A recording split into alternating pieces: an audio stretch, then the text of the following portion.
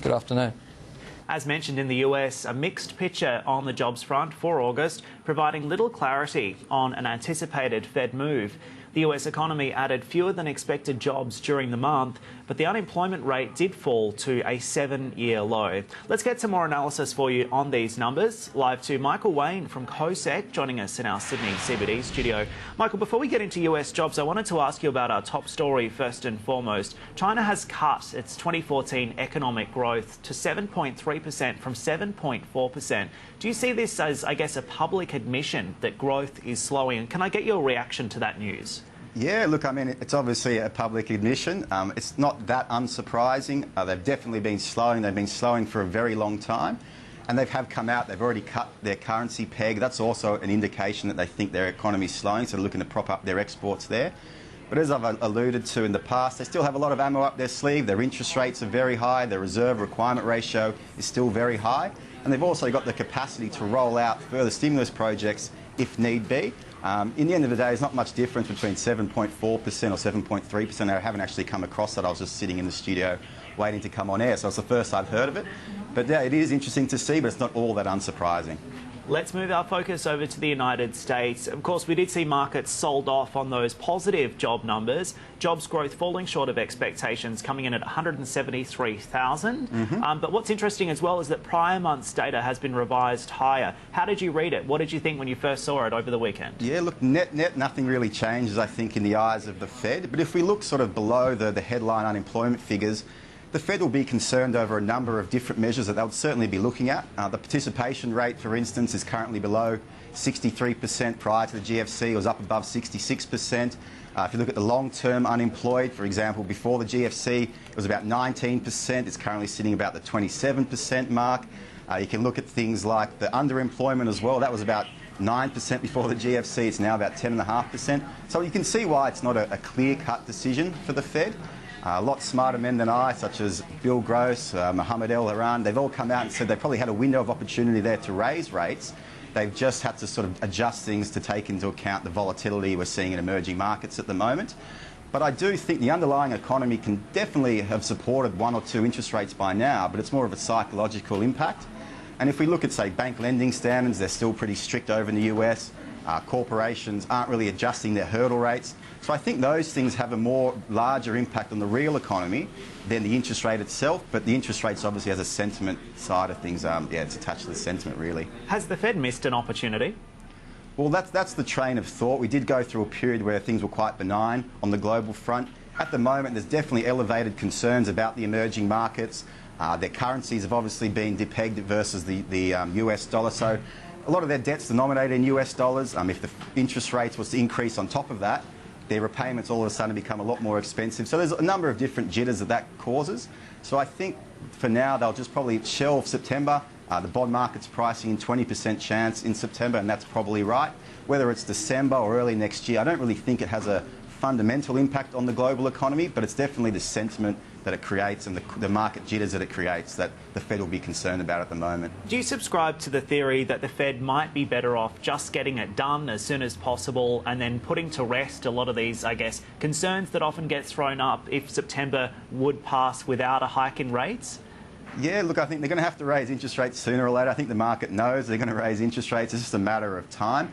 Whether that's a 0.25% interest rate rise or whether it's something slightly less, I think it would make sense just to get the ball rolling. But whether to do it at the moment when markets are very jittery, we're seeing volatility again today in the ASX, I think now is probably not the best time. So I think they might even see December will be probably the more likely outcome now. In your view, what's the ultimate risk for the Fed in not achieving that public ambition of raising rates towards year end? What do you see as the ultimate risk? Is it China? The ultimate risk, I think, is more so just the stock markets or global financial markets and sentiment. I don't think it really has a big impact on economic growth, and I think the markets will work that out over time. A lot of the research that we've done suggests it's not really until the 3rd or 4th interest rate rise in the cycle that really starts to bite into equity markets.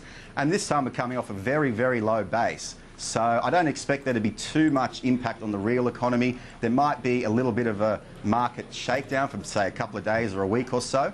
But then there's also a good chance it could be sort of sell the rumour by the fact. The market knows it's coming. When it eventually does happen, they might just throw their hands up in the air and say, look, everything's okay, everything's going on as normal, the global economy hasn't fallen off the cliff or anything like that. So I think, yeah, that's probably the case. The biggest thing is probably the risk to the markets, but it could only be a day or a week situation where the markets go through a volatile experience. But long term, I think it'll be okay. They'll realise everything's okay. All right, Michael, let's get your reaction on, I guess, what else is moving at home as well. We saw the Australian dollar hit a 6-year low. Currency trade hitting equities as well? Yeah, look, I think there could be a case where people are getting out of the carry trade, particularly the overseas investors. They're not only getting hit on the equity side of things, but they're getting hit on the currency. But there are good reasons why the currency has come back. If we look at the 10-year Australian government bond compared to the 10-year US government bond, 1 year ago, the spread was about 1%. At the moment, it's about 0.5%. So that spread is narrowing. That's obviously putting down pressure on the dollar. Obviously, we had some weak GDP figures last week, some weak retail figures. So the chance of an interest rate cut in Australia has probably increased somewhat. And obviously, the terms of trade continue to deteriorate. The Australian currency, I think it's the 5th most traded currency in the world. It is only AAA rated currency in the top 5.